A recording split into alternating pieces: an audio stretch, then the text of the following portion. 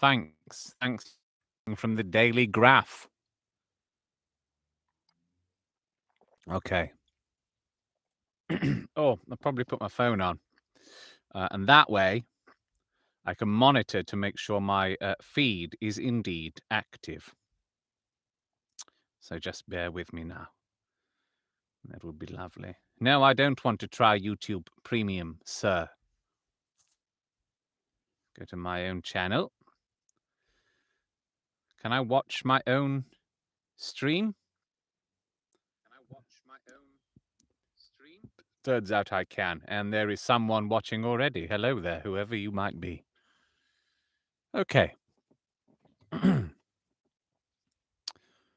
just turn my thing down a little bit. There we are.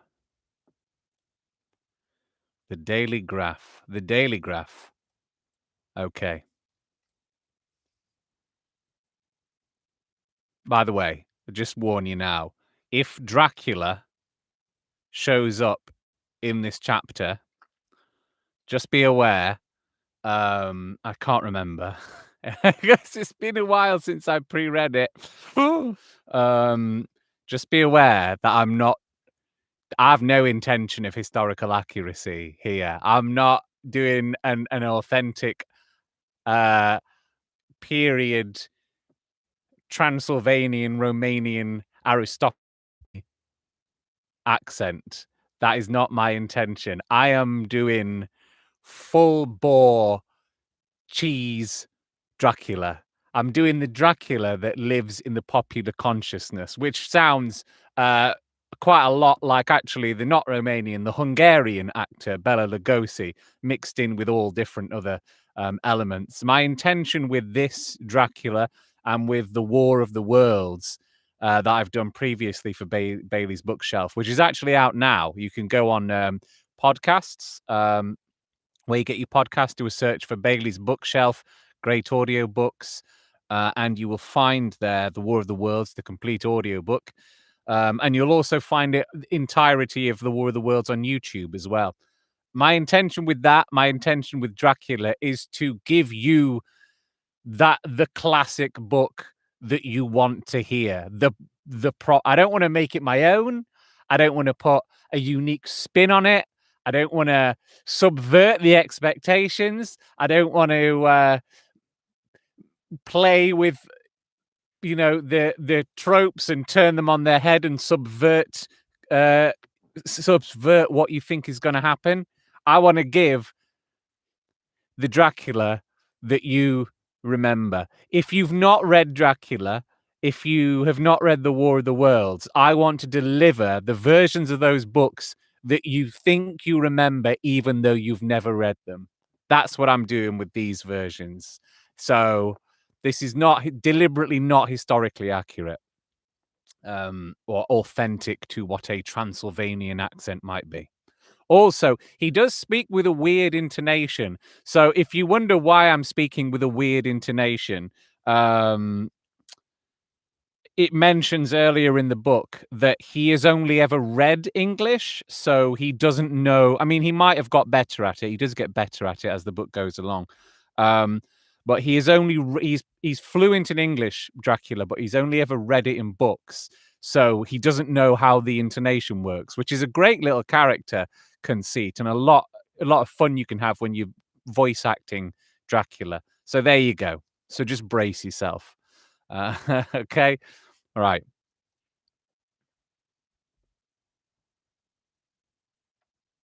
Chapter 7. Cutting from the Daily Graph. 8th August. Pasted in Mina Murray's journal. From a correspondent, Whitby. One greatest and sudden storms on record has just been experienced here, with results both strange and unique. The weather has been somewhat sultry, but not to any degree uncommon in the month of August. Saturday evening was as fine as was ever known, and the great body of holiday makers laid out yesterday for visits to Mulgrave Woods, Robin Hood's Bay, Rigmill, Runswick, Staithes, and the various trips in the neighbourhood of Whitby. Steamers. I know Whitby well. It's really cool. I love Whitby because of Dracula, not just because Dracula is a lovely place. And I know I've stayed in Staithes.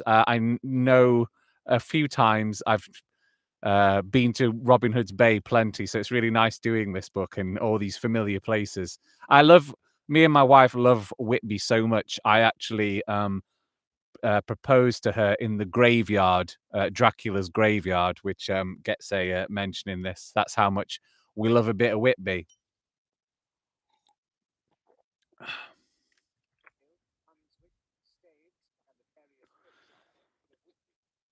Oops, did that sound funny? Yes, that sounded a bit odd. I would just do that bit again. What's Robin Hood's Bay, Rigmill, Runswick, Staithes, and the various trips in the neighbourhood of Whitby. The steamers Emma and Scarborough made trips up and down the coast, and there was an unusual amount of tripping both to and from Whitby. Mm.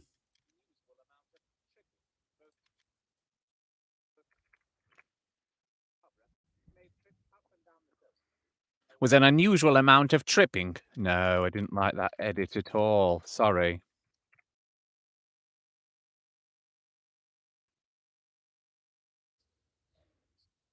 Made trips up and down the coast, and there was an unusual amount of tripping both to and from Whitby.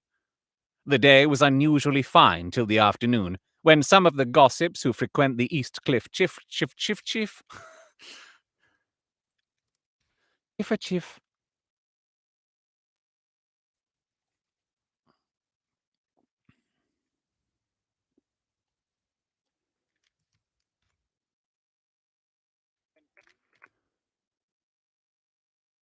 unusually quiet afternoon, when some of the gossips who frequent the East Cliff churchyard, and from that commanding eminence watch the wide sweep of sea viable to the north and east, called attention to the sudden show of mares' tails. Sorry.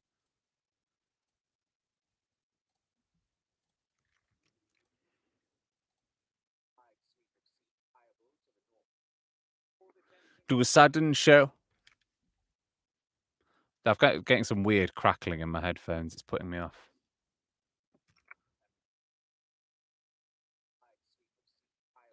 North and east, called attention to a sudden show of mares' tails high in the sky to the northwest.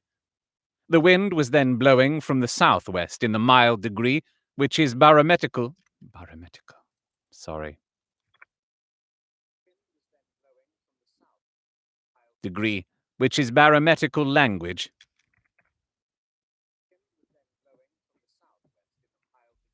Which is barometrical language, which in barometrical language is ranked number 2, light breeze. The Coast Guard on duty at once made report, and one old fisherman, sorry, I don't know what I'm doing today. Who for more than half a century has kept watch on weather signs from the East Cliff, foretold in an emphatic manner the coming of a sudden storm. The approach of sunset was so very beautiful, so grand in its masses of splendidly coloured clouds, that there was quite an assemblage on the walk along the cliff in the old churchyard to enjoy the beauty. Before the sun dipped below the black mass of Kettleness, standing boldly athwart the western sky, its downward way was marked by myriad clouds.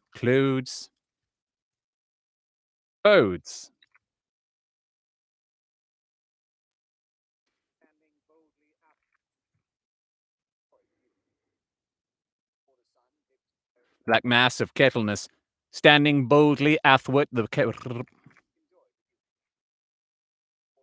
dipped below the black mass of Kettleness, standing boldly athwart the western sky. Its downward way was marked by myriad clouds of every sunset colour. Flame, purple, pink, green, violet, and all the tints of gold, with here and there masses not large, but of seemingly absolute blackness, in all sorts of shapes, as well outlined as colossal silhouettes. The experience was not lost on the painters, and doubtless some of the sketches from the Prelude to the Great Storm will grace the RA and RI walls in May next. More than one captain made up his mind then, and there that his cobble, or his mule, as they term the different classes of boats, would remain in the harbour till the storm had passed. The wind fell away entirely during the evening, and at midnight there was a dead calm, a sultry heat, and that prevailing intensity which, on the approach of thunder, affects persons of a sensitive nature. There were but few lights. Getting a dry mouth from speaking this newspaper fast. His sensitive nature. There were but few lights in sight at sea. Did I like that? Yes, I like that. There were but few lights in sight at sea, for even the coasting steamers, which usually hug the shore so closely, fell to seaward, and but few fishing boats were in sight. The only sail noticeable was a foreign schooner with all sails set, which was seemingly going westwards. The foolhardiness or ignorance of her officers was a prolific theme for comment while she remained in sight, and efforts were made to signal her to reduce sail in face of her danger. Before the night shut down, she was seen with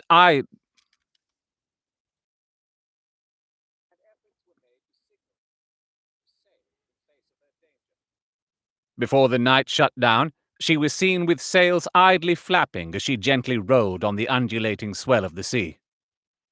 As idle as a painted ship upon a painted ocean. Shortly before 10 o'clock, the stillness of the air grew quite oppressive, and the silence was so marked by the bleating of a ship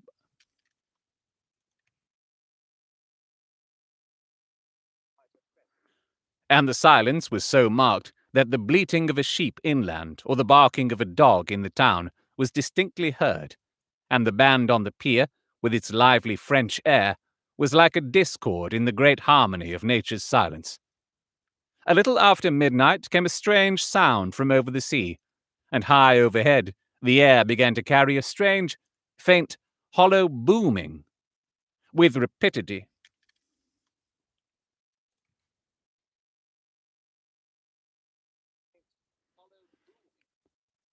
Then, without warning, the tempest broke, with a rapidity which, at the time, seemed incredible, and even afterwards is impossible to realize. The whole aspect of nature at once became convulsed. The waves rose in growing fury, each over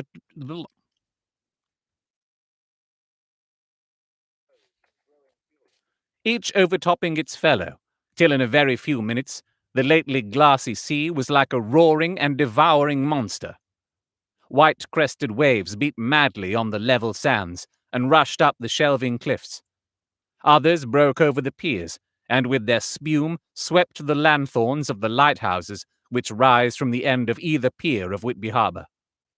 The wind roared like thunder, and blew with such force that it was with difficulty that even strong men kept their feet, or clung with grim clasp to the iron stanchions. It was found necessary to clear the entire piers from the mass of onlookers, or else the fatalities of the night would have been increased manifold. The ad, to add.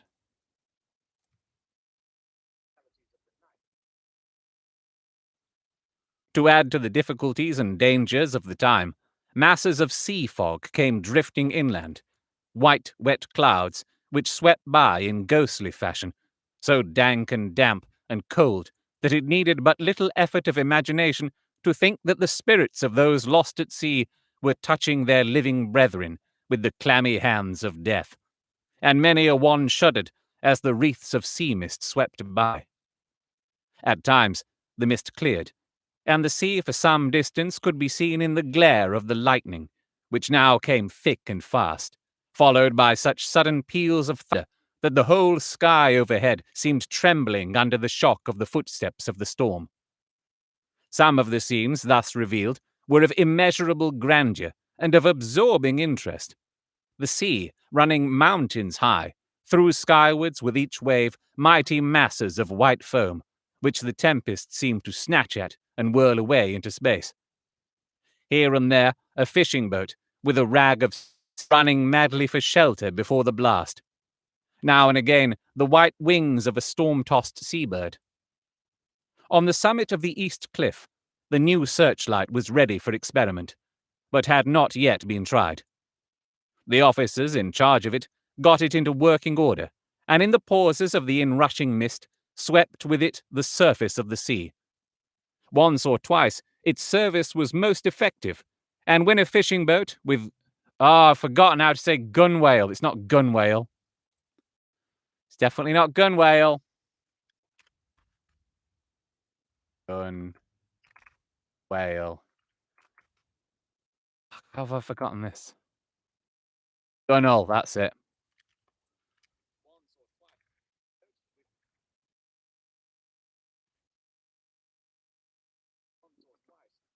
This was most effective, as when a fishing boat, with gunwale under water, rushed into the harbour, able, by the guidance of the sheltering light, to avoid the danger of dashing against the piers. As each boat achieved the safety of the port, there was a shout of joy from the mass of people on shore, a shout which for a moment seemed to cleave the gale, and was then swept away in its rush. Before long, the searchlight discovered some distance away a schooner with all sails set, apparently the same vessel which had been noticed earlier in the evening. The wind had by this time backed to the east, and there was a shudder amongst the watchers on the cliff as they realized the terrible danger in which she now was. Between her and the port lay the great flat reef on which so many good ships have from time to time suffered, and, with the wind blowing from its present quarter, it would be quite impossible that she should fetch the entrance of the harbour. It was now nearly the hour of high tide, but the waves were so great that in their in their truffles,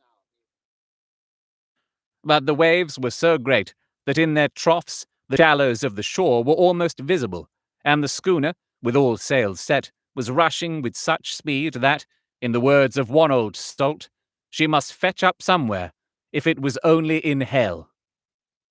Then came another rush of sea fog, greater than any hitherto, a mass of dank mist which seemed to close on all things like a grey pall, and left available to men only the organ of hearing, for the roar of the tempest and the crash of the thunder and the booming of the mighty billows came through the damp oblivion even louder than before. The rays of the searchlight were kept fixed on the harbour mouth across the east pier, where the shock was expected, and the men where the shock was expected, and men waited breathless. The wind suddenly shifted to the northeast, and the remnant of the sea fog melted in the blast. And then, oh, excuse me.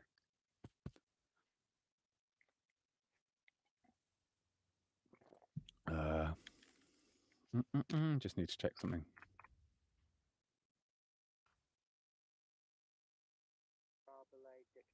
Okay.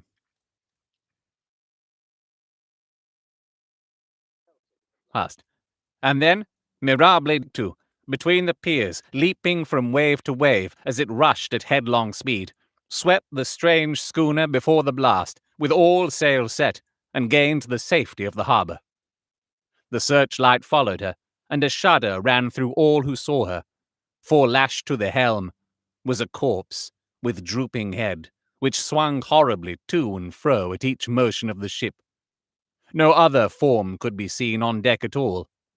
A great awe came on all as they realized that the ship, as if by a miracle, had found the harbour, unsteered save by the hand of a dead man.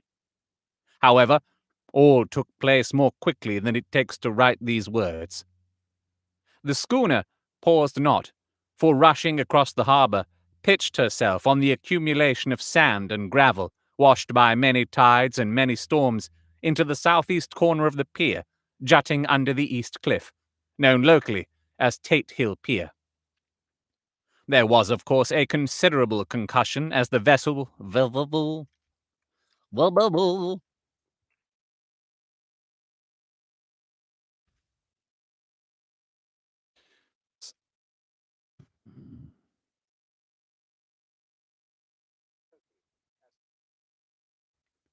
There was, of course, a considerable concussion as the vessel drove up on the sand heap. Every spar, rope, and stay was strained, and some of the top hammer came crashing down. But strangest of all, the very instant the shore was touched, an immense dog sprang up on deck from below, as if shot up by the concussion, and running forward, jumped from the bow on the sand. Many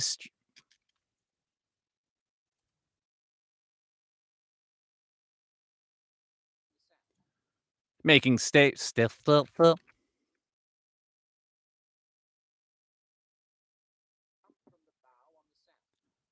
making straight for the steep cliff, where the churchyard hangs over the laneway to the east pier, so steeply that some of the flat tombstones, thruffsteins, or through stones, as they call them in the Whitby vernacular, actually project over where the sustaining cliff has fallen away.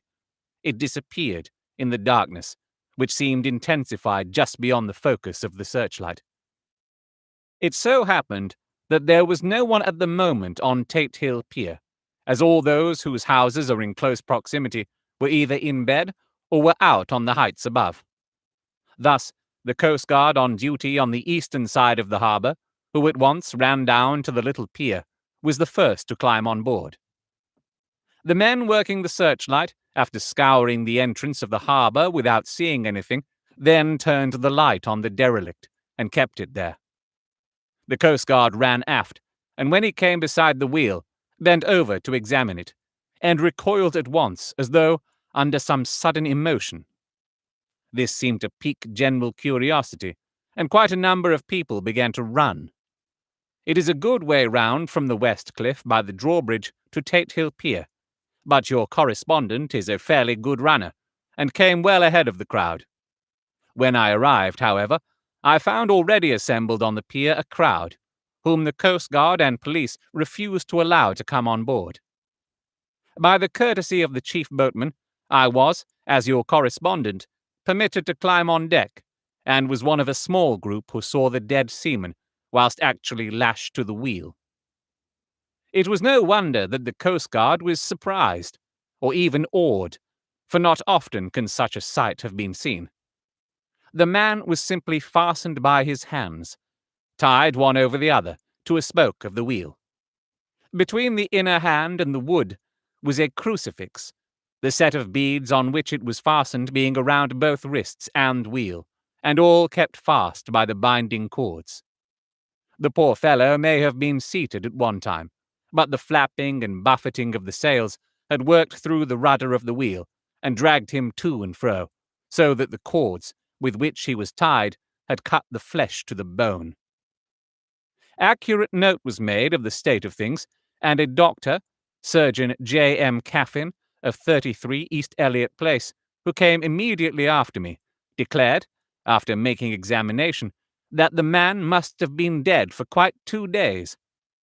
In his pocket was a bottled, carefully corked, empty save for a little roll of paper, which proved to be the addendum to the log. The Coast Guard said the man must have tied up his own hands, fastening the knots with his teeth. The fact that a Coast Guard was the first on board may save some complications later on in the Admiralty Court, for Coast Guards cannot claim the salvage, which is the right of the first civilian entering on a derelict. Already, however, the legal tongues are wagging, and one young law student is loudly asserting that the rights of the owner are already completely sacrificed, his property being held in contravention of the statutes of Mortmain, since the tiller, as emblemship, not an emblemship.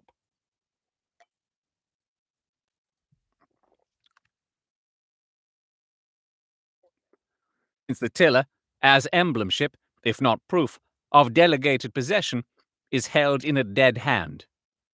It is needless to say that the dead steersman has been reverently removed from the place where he held his honourable watch and ward till death, a steadfastness as noble as that of the young Casabianca.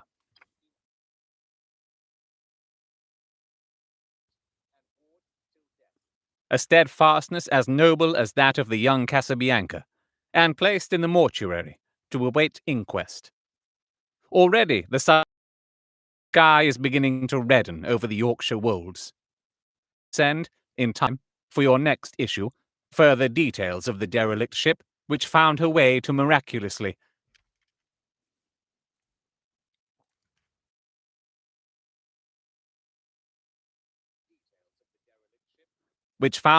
so miraculously into harbour in the storm. Whitby, 9th August.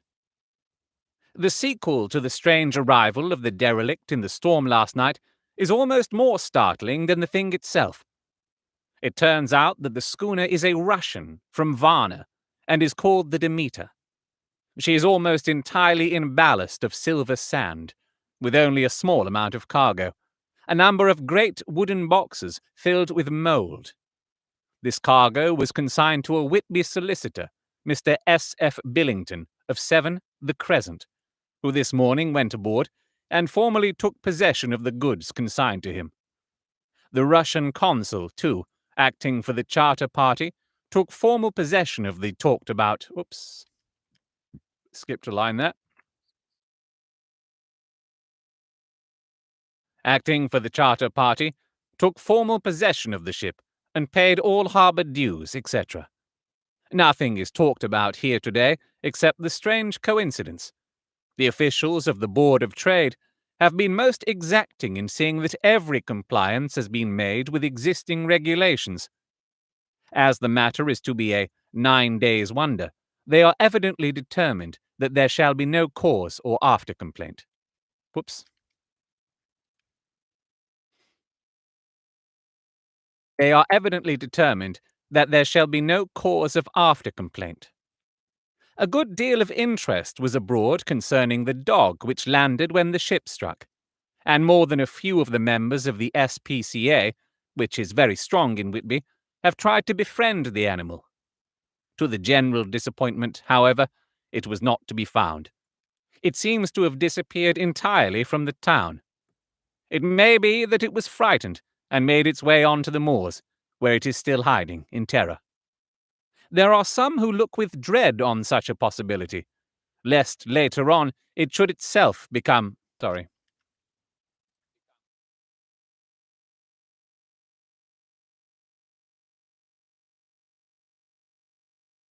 On such a possibility, lest later on should it itself...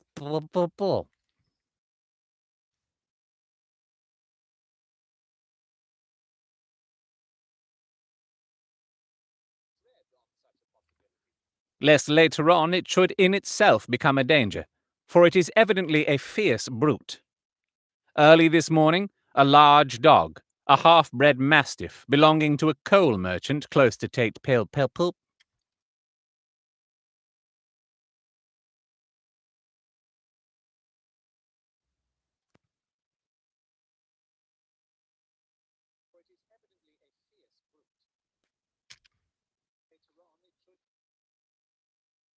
for it is evidently a fierce brute. Early this morning, a large dog, a half-bred mastiff belonging to a coal merchant close to Tate Hill Pier, was found dead in the roadway opposite to its master's yard. It had been fighting, and manifestly had had a savage opponent, for its throat was torn away, and its belly was slit open, as if with a savage claw. Later.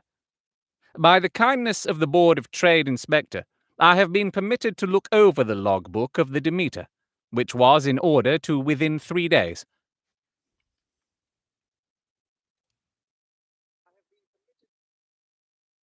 Demeter, which was in order up to within 3 days, but contained nothing of special interest except as to facts of missing men. The greatest interest, however, is with regard to the paper found in the bottle, which was today produced at the inquest, and a more strange narrative than the two between them unfold it has not been my lot to come across. As there is no motive for concealment, I am permitted to use them, and accordingly send you a rescript, simply omitting technical details of seamanship and supercargo. It almost seems as though the captain had been seized with some kind of mania before he had got well into blue water, and that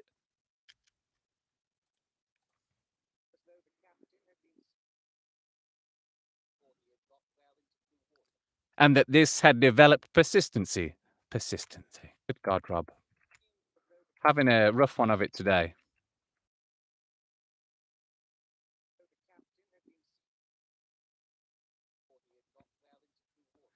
And that this had developed persistently throughout the voyage. Of course, my statement must be taken cum grano, since I am writing from the diction of a clerk of the Russian consul, who kindly translated for me, time being short. Log of the Demeter. Varnar to Whitby. Written 18 July. Things so strange happening that I shall keep accurate note henceforth till we land. On 6 July we finished taking in cargo, silver sand and boxes of earth. At noon set sail. East wind, fresh. Crew, 5 hands, 2 mates, cook, and myself, captain. On 11th June, at dawn, entered Bosphorus.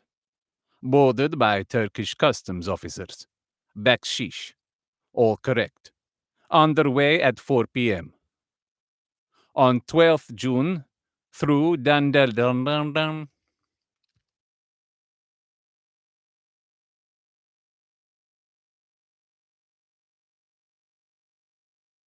12th June, through Dardanelle. More customs officers and flagboat of guarding squadron. Bakshish again. Work officers thorough, but quick. Once as... Oops. I didn't like the way I said thorough. Work of officers thorough, but quick. Want us off soon. At dark, passed into archipelago. On 13 July, past Cape Matapan. Crew dissatisfied.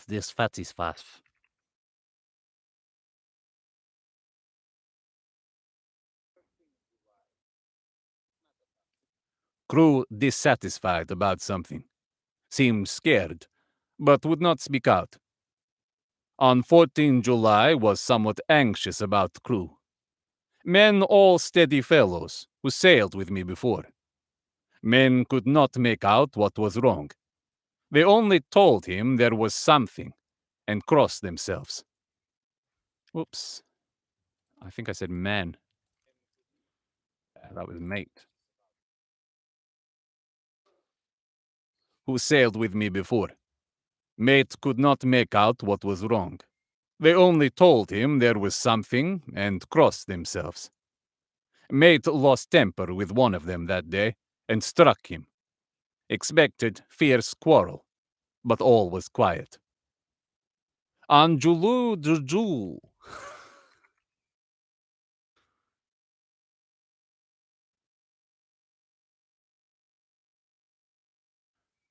On 16 July, mate reported in the morning that one of crew, Petrovsky, was missing. Could not account for it. Took larboard watch 8 bells last night. Was relieved by Abramov, but did not go to bunk. Men more downcast than ever. All said they expected something of the kind, but would not say more than there was something aboard. Mate getting very impatient with them. Feared some trouble ahead. On 17th July, yesterday, one of the men, Algarin, came to my cabin, and in an awestruck way, well,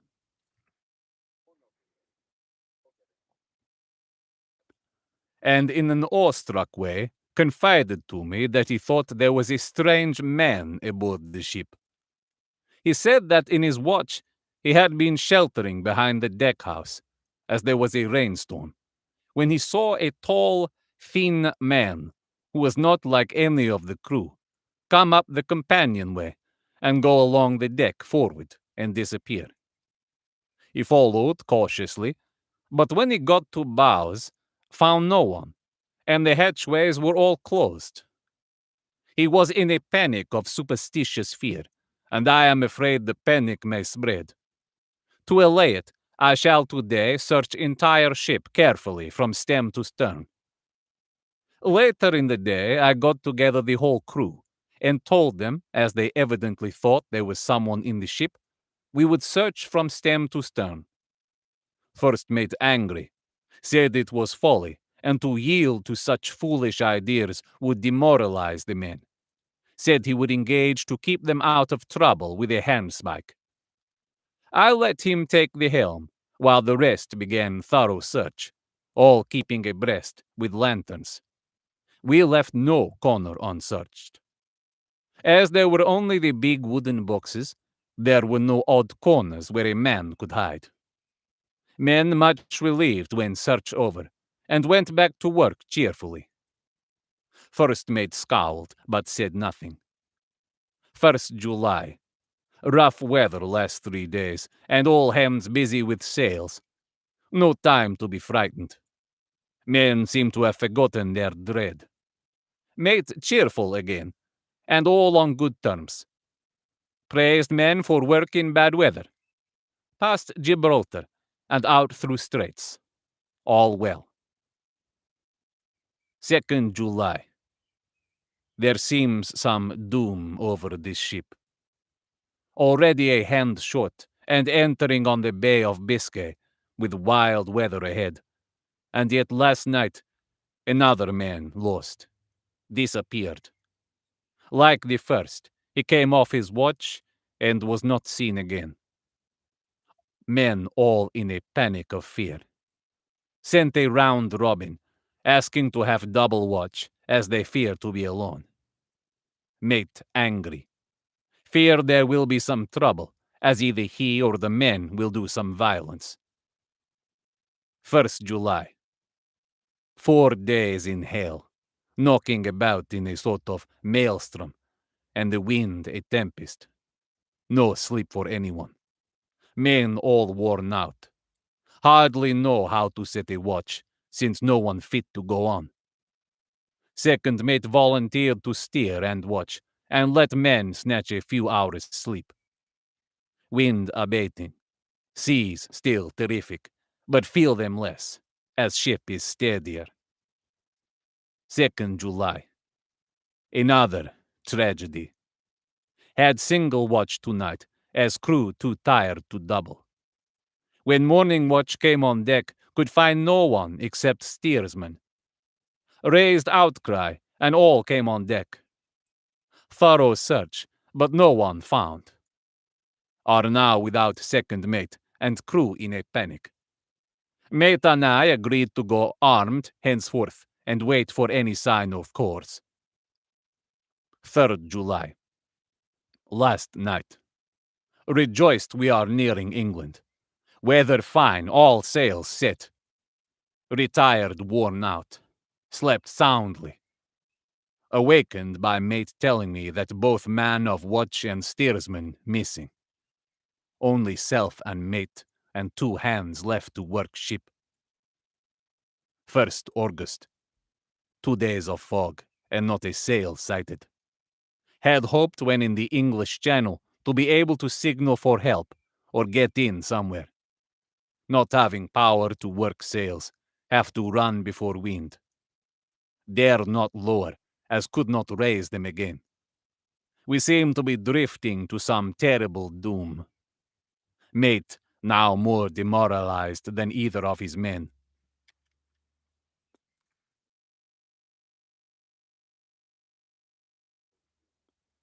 Mate now more demoralized than either of men. His stronger nature seems to have worked inwardly against himself. Men are beyond fear, working stolidly and patiently, with minds made up to worst. They are Russian, he Romanian. 2nd August, midnight. Woke up from few minutes' sleep by hearing a cry, seemingly outside my port. Could see nothing in fog. Rushed on deck and ran against mate. Tells me heard cry and ran, but no sign of men on watch. One more gone. Lord, help us. Mate says we must be past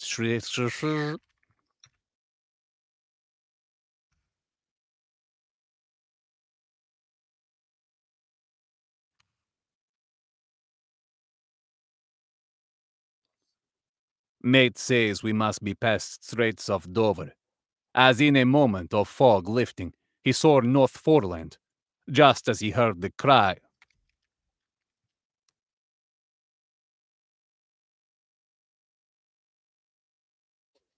Just as he heard the babble.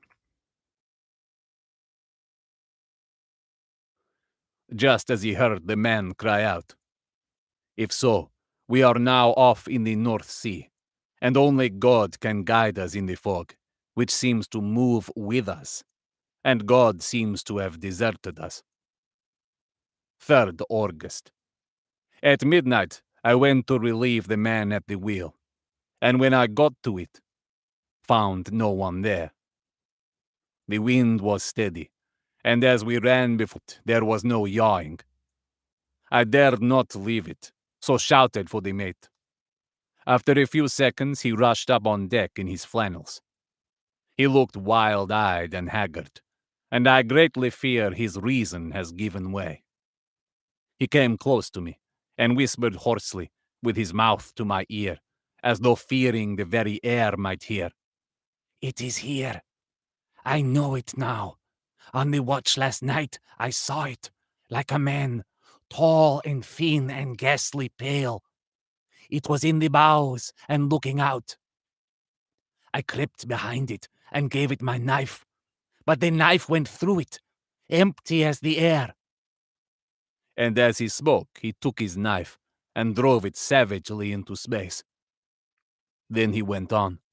"But it is here, and I'll find it. It is in the hold, perhaps in one of those boxes. I'll unscrew them one by one and see. You work the whelm." Whelm! Invented a weird new word.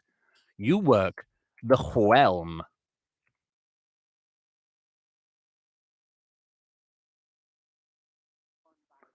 You work the helm.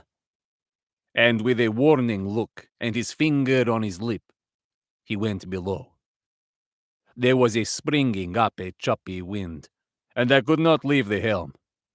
I saw him come out on deck again with a tool chest and a lantern and go down the forward hatchway.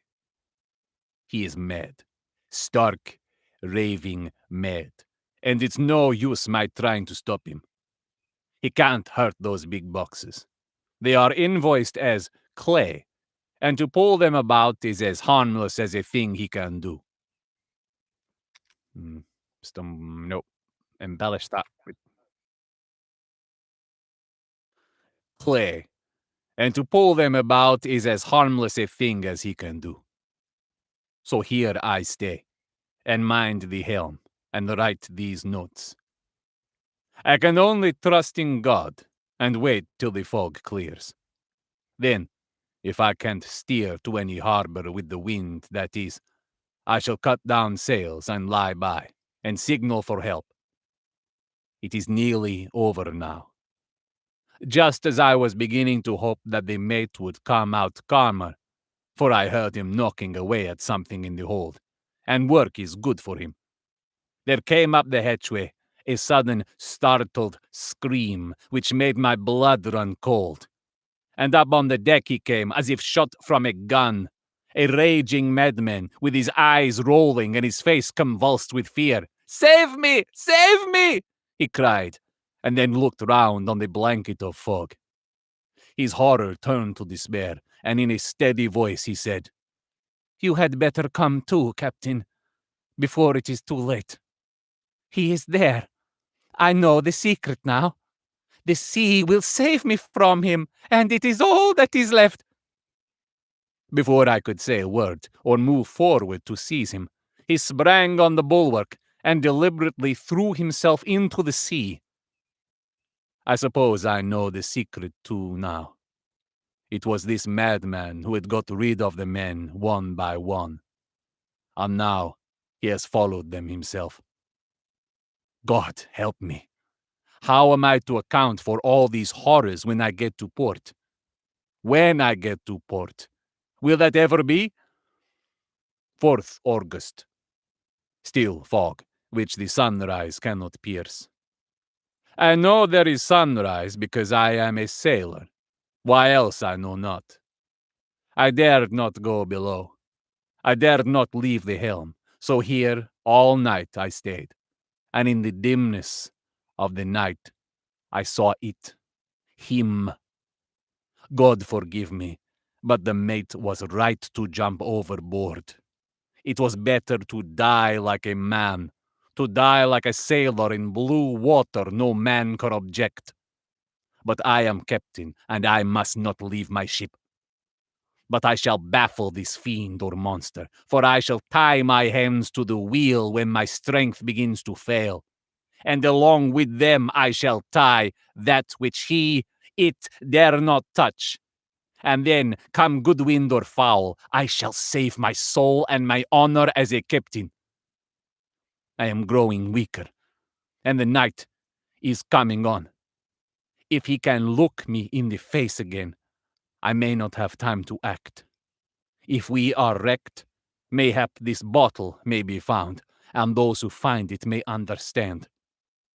If not, well, then all men shall know that I have been true to my trust. God and the Blessed Virgin and the saints help a poor, ignorant soul trying to do his duty. Of course, the verdict was an open one. Oh, wait, hold on. That's the end. It's back to newspaper voice, which I'll probably just slow down a bit because it's fucking difficult to do at that speed.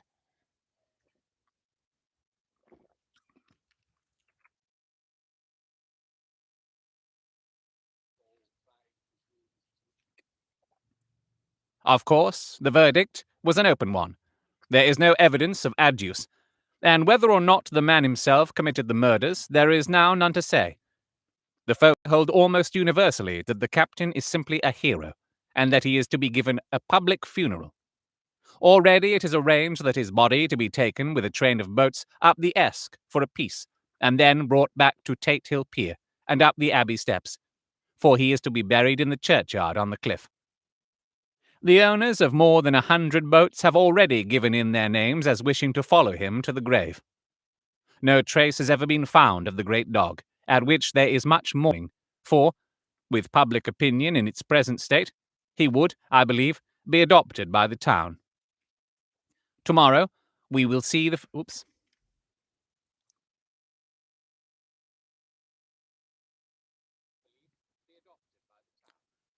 Tomorrow we'll see the funeral, and so we'll end this one more mystery of the sea.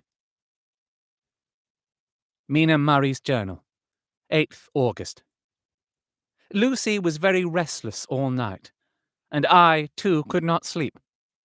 The storm was fearful, and as it boomed loudly among the chimney pots, shudder. When a sharp puff came, it seemed to be like a distant gun. Strangely enough, Lucy did not wake, but she got up twice and dressed herself. Fortunately, each time I awoke in time and managed to undress her without waking her, and got her back to bed. It is a very strange thing, this sleepwalking, for as soon as her will is thwarted in any physical way, her intention, if there be any, disappears, and she yields herself almost exactly to the routine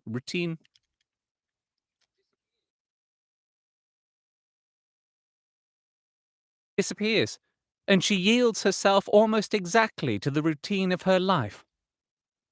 Early in the morning, we both got up and went down to the harbour to see if anything had happened in the night.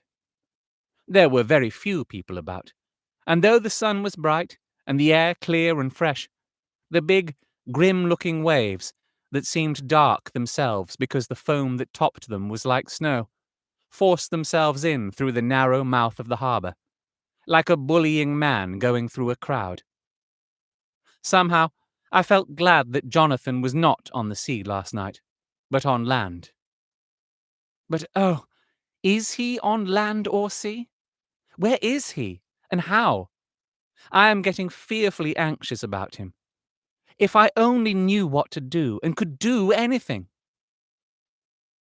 1st August. The funeral of the poor sea captain today was most touching. Every boat in the harbour seemed to be there, and the coffin was carried by captains all the way from Tate Hill Pier up to the churchyard. Lucy came with me, and we went early to our old seat, whilst the cortege of boats— Sorry, I've fucked that word up. I ruined that word even. Mm,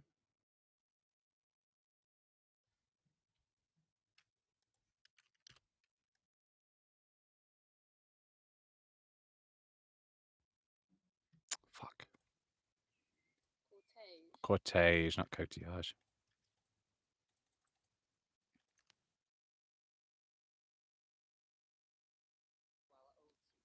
Whilst the cortege of boats went up the river to the viaduct and came down again. We had a lovely view and saw the procession nearly all the way. The poor fellow was laid to rest quite near our seat, so that we stood on it when the time came and saw everything. Poor Lucy seemed much upset. She was restless and uneasy all the time, and I cannot but think that her dreaming at night is telling on her. She is quite odd in one thing. She will not admit to me that there is any cause for restlessness, or, if there be, she does not understand it herself. There is an additional cause in that old—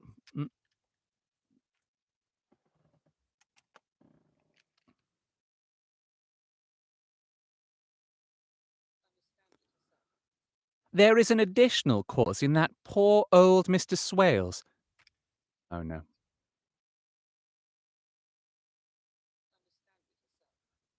There is an additional cause in that poor old Mr. Swales was found dead this morning on our seat, his neck being broken. He had evidently—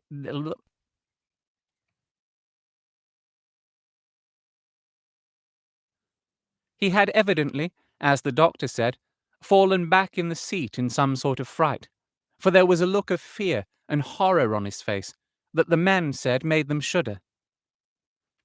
Shudder, it should be.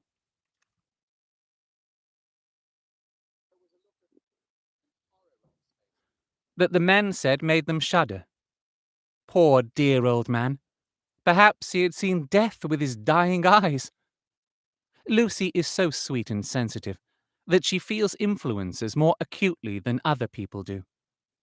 Just now, she is quite upset by a little thing which I did not heed—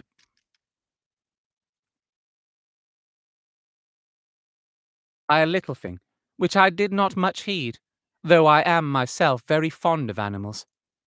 One of the men who came up here often to look for the boats was followed by his dog. The dog is always with him. They are both quiet persons, and I never saw the man angry, nor heard the door bark. The door.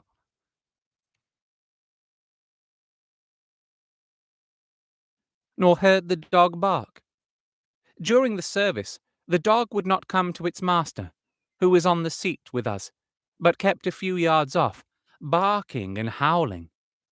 Its master spoke to it gently, and then harshly, and then angrily, but it would neither come nor cease to make a noise. It was in a sort of fury, with its eyes savage, and all its hairs bristling out like a cat's—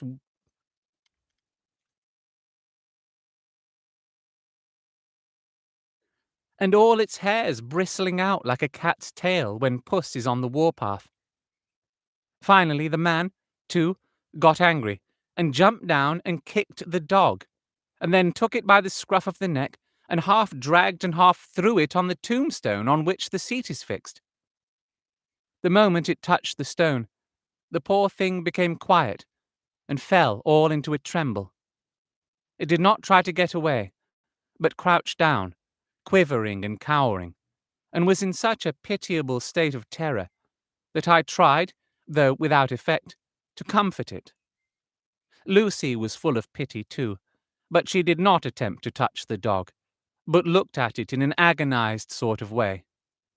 I greatly fear that she is of too supersensitive a nature to go through the world without trouble.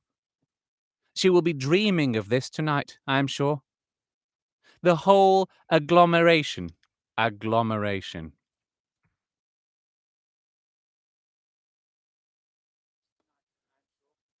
The whole agglomeration of things. The ship steered into port by a dead man, his attitude tied to the wheel with a crucifix and beads, the touching funeral, the dog, now furious and now in terror, will all afford material for her dreams. I think it will be best for her to go to bed tired out physically, so I shall take her for a long walk by the cliffs to Robin Hood's Bay and back. She ought not to have much inclination for sleepwalking then. And that is the end of chapter 7 of Drac. God, doing that newsreader fast voice, not newsreader, but I did it in the style of a newsreader to kind of like sell it was a newspaper clitting. Oh dear, cutting. Really like was pretty difficult work, but we got through it in the end. This is how the sausage is made. Multiple attempts at sentences and stuff, especially when you're reading it in quite an unusual, fast, clipped, stylized way. So, yeah. I hope you've enjoyed seeing or listening to this bit of Dracula and seeing a little bit of the narration process of audiobooks. After this, of course, I need to go and proofread it, proof listen, and then what do I need to do? I need to edit it, master it, and then get it out there. On podcast at the moment, the first season of Bailey's Bookshelf, War of the Worlds, is available. You can search for it on podcast clients of your choice. Also, all of the War of the Worlds is available on YouTube right now on this very channel. So, yeah, if you fancy me making an audiobook for you, then please do so. Then please get in contact with me. Details are in the show description at the moment, or go to my About section on my YouTube channel, and you'll be able to find my email address there, which is hidden to stop the spam bots getting to it. But you just click a button, and you can see the email address. Okay. Hope you have a lovely rest of the day. Hope you have a lovely weekend. And I will find how to turn this bugger off. Which window is it? There we go. And yeah, have a great weekend. Tarry buys.